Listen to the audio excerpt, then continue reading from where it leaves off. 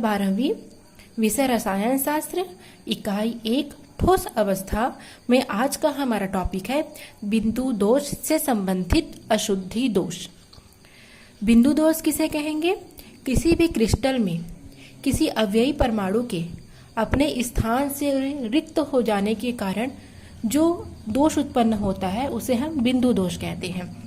पूर्व में हमने बिंदु दोष के दो प्रकार रस समीकरण मितीय दोष और अरस समीकरण मितीय दोष के बारे में पढ़ लिया है और आज हम लोग अंतिम अशुद्धि दोष के बारे में पढ़ने वाले हैं। तो चलिए पढ़ना शुरू करते हैं। अशुद्धि दोष। अशुद्धि दोष किसे कहेंगे? किसी भी क्रिस्टल जालक में जब बाह्य पदार्थ की अशुद्धि मिलाने से जो दोष उत्पन्न हो जाएंगे उन्हें हम अशुद्धि दोष कहेंगे। और अशुद्धि दोष दो प्रकार के होते हैं। पहला प्रकार उदासीन परमाणुओं की अशुद्धि के कारण और दूसरा प्रकार है आयनों की अशुद्धि के कारण।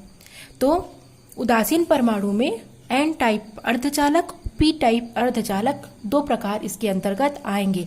तो आज इतने पूरे टॉपिक को हमको कवर करना है। तो मैं आप लोग को इसके बारे में डिटेल जानकारी दे रही हूँ। कुछ भी टॉपिक यदि समझ में ना आए तो आप मुझे पूछ सकते हैं। तो सबसे पहले हम अशुद्धि दोष की परिभाषा देखेंगे कि अशुद्धि दोष किसे कहते हैं। तो जब क्रिस्टल जालक में किसी बाह्य पदार्थ अशुद्धि के उपस्थित होने से जो दोष उत्पन्न होते हैं उसे हम अशुद्धि दोष कहते हैं। और यह अशुद्धि दोष दो प्रकार के होते हैं। पहला उदासीन परमाणुओं की अशुद्धि के कारण, अर्थात जब समूह 14 के तत्व हैं जैसे सिलिकॉन और जर्मेनियम, इसी के बारे में आज हमको पढ़ना है। और उनमें यदि हम समूह 13 के तत्व या समूह 15 के तत्व मिला देंगे तो समूह 13 और 15 के तत्व यदि हम उसमें मिलाएंगे तो हमको दो प्रकार की अशुद्धियां मिलेंगी। पहला है एन टाइप की अशुद्धि और दूसरा है पी टाइप की अशुद्धि। तो ये सब होते क्या है? सबसे पहली बात कि अर्धचालक यहाँ पूछा गया है। अर्धचालक मतलब बताया गया है कि एन टाइप अर्धचालक, पी टाइप अर्धचालक। तो सबसे पहली बात कि अर्धचालक किसे कहेंगे, अर्धचालक होता क्या है और इसमें हम अर्धचालक की अशुद्धि ही क्यों मिला रहे हैं। तो सबसे पहले आइए हम देखते हैं अर्धचालक किसे कहेंगे।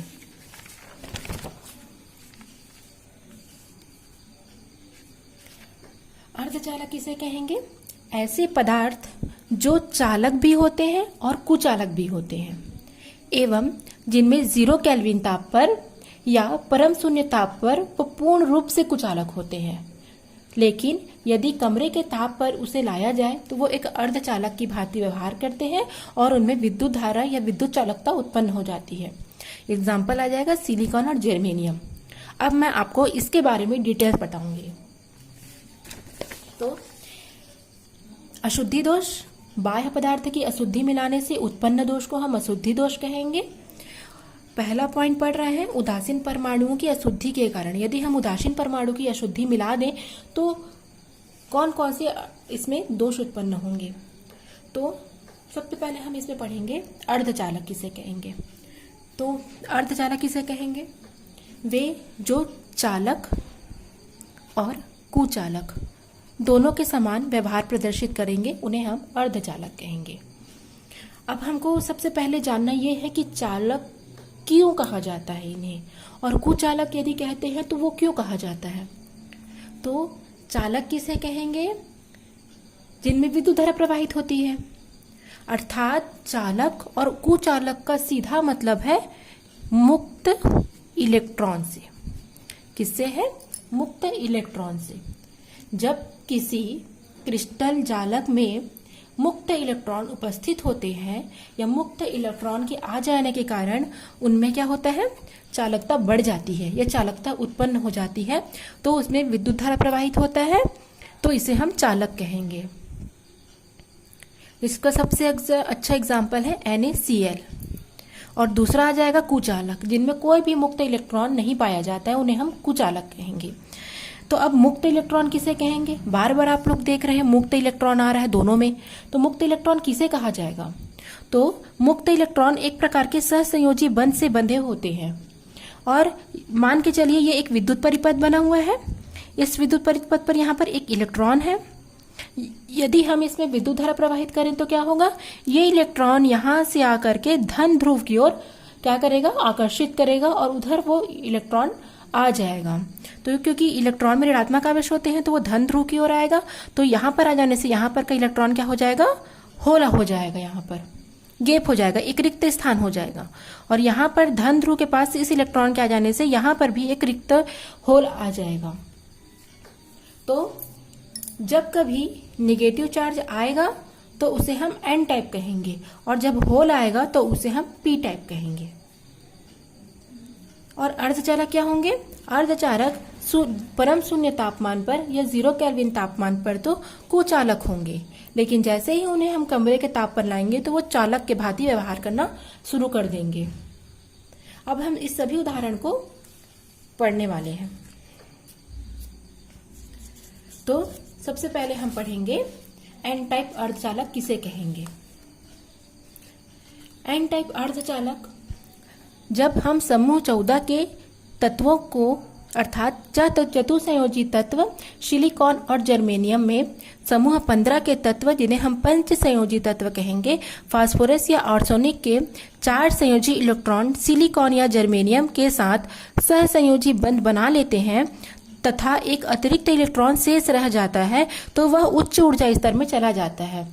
इस प्रकार जो मुक्त इलेक्ट्रॉन है उनके कारण क्रिस्टल की विद्युत चालकता बढ़ जाती है और इस प्रकार के अर्धचालक को हम एन टाइप अर्धचालक कहते हैं।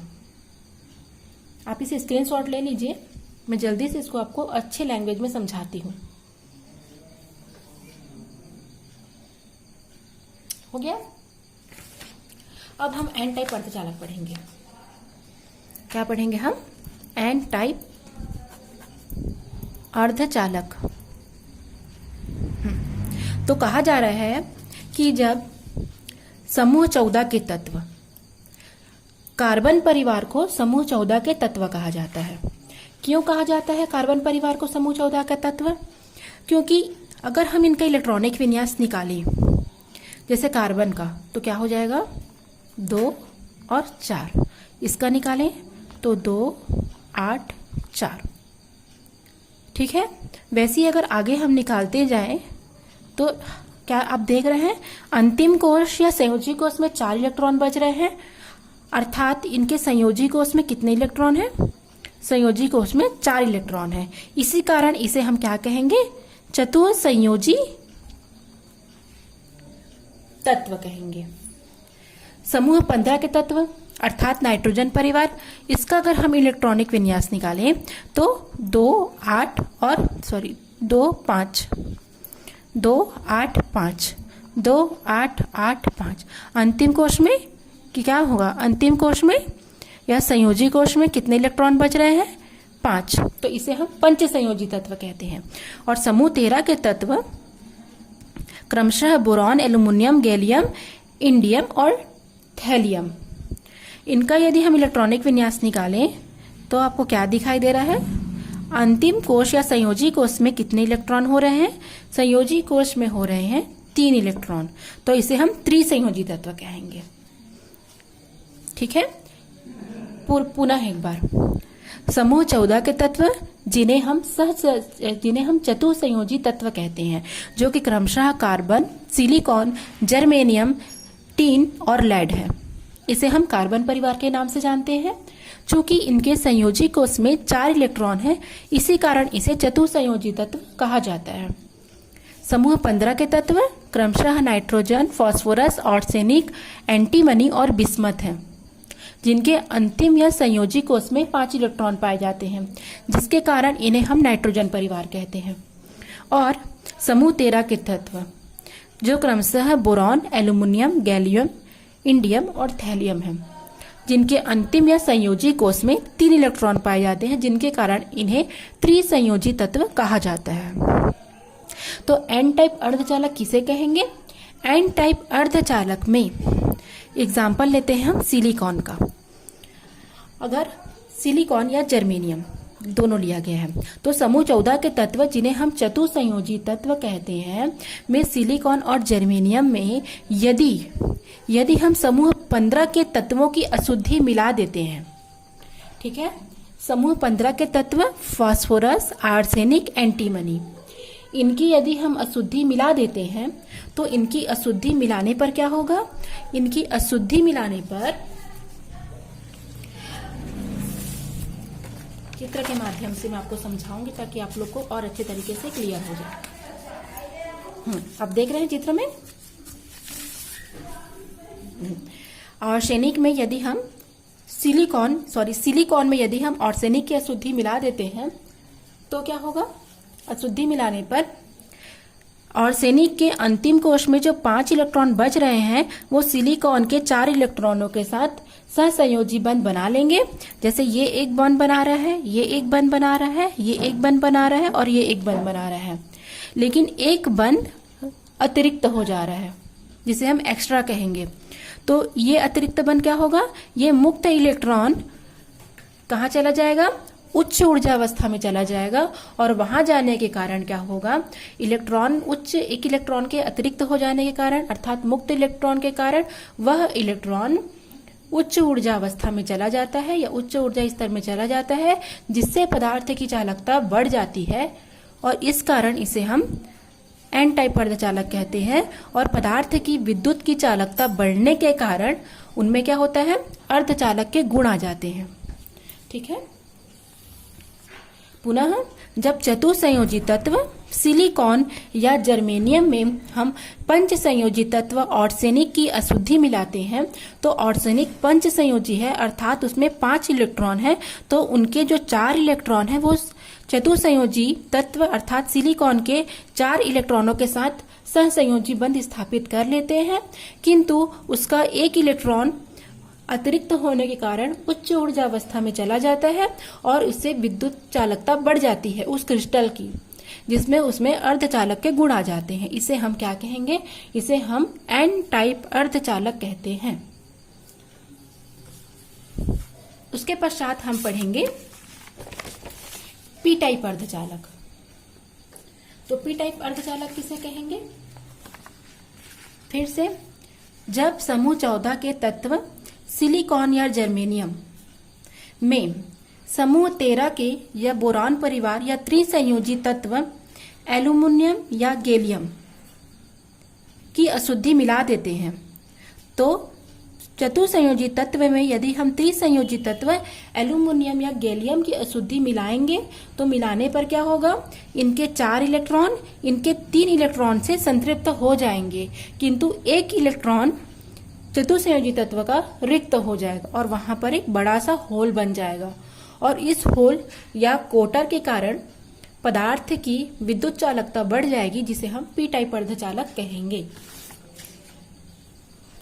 परिभाषित रूप में, समूह 14 के तत्व या चतुसंयोजी तत्व सिलिकॉन या जर्मेनियम में समूह 13 के तत्व या त्रिसंयोजी तत्व एल्यूमिनियम या गैलियम की अशुद्धि मिलाने पर सिलिकॉन या जर्मेनियम की 4 संयोजकता बंध बनाने के लिए एल्यूमिनियम या गैलियम में एक इलेक्ट्रॉन कम हो जाता है, जिससे एक होल या कोटर बनता है। इस होल या कोटर की गति के कारण क्रिस्टल की विद्युत चालकता बढ़ जाती है और इस प्रकार का अर्धचालक को हम पी टाइप अर्धचालक कहते हैं।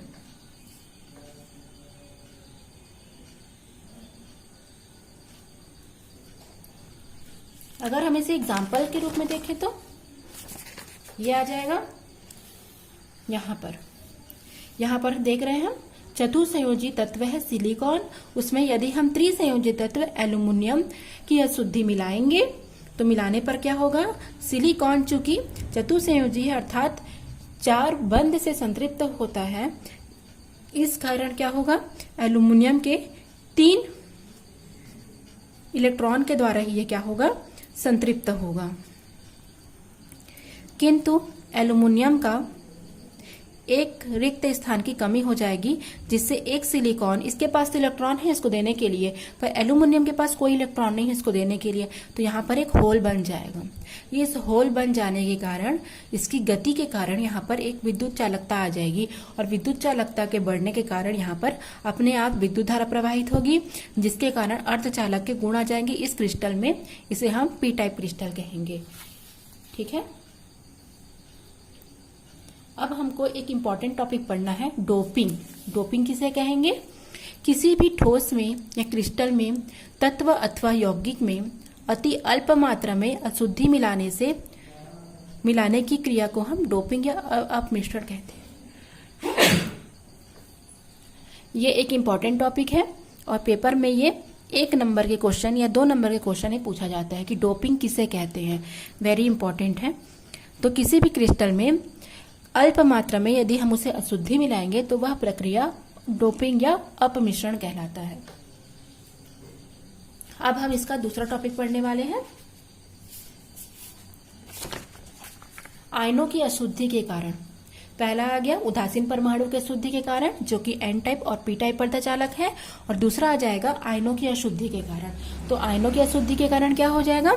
आयनिक ठोसों में आयनों की अशुद्धि मिलाने से भी उसमें दोष उत्पन्न होते हैं। जैसे मान के चलो, एग्जाम्पल लेंगे, NaCl में किसकी अशुद्धि मिलाएंगे?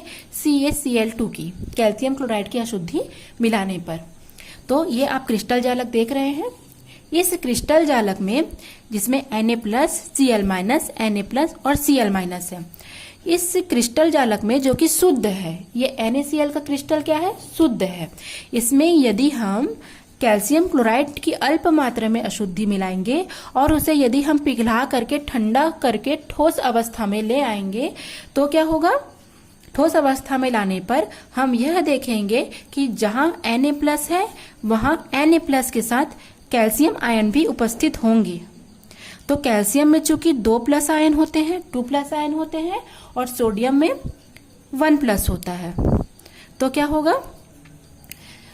क्रिस्टल की विद्युत उदासीनता बनाए रखने के लिए एक सोडियम अपने जगह से रिक्त हो जाएगा, ठीक है, और रिक्त होने के कारण इसकी उदासीनता भी बनी रहेगी।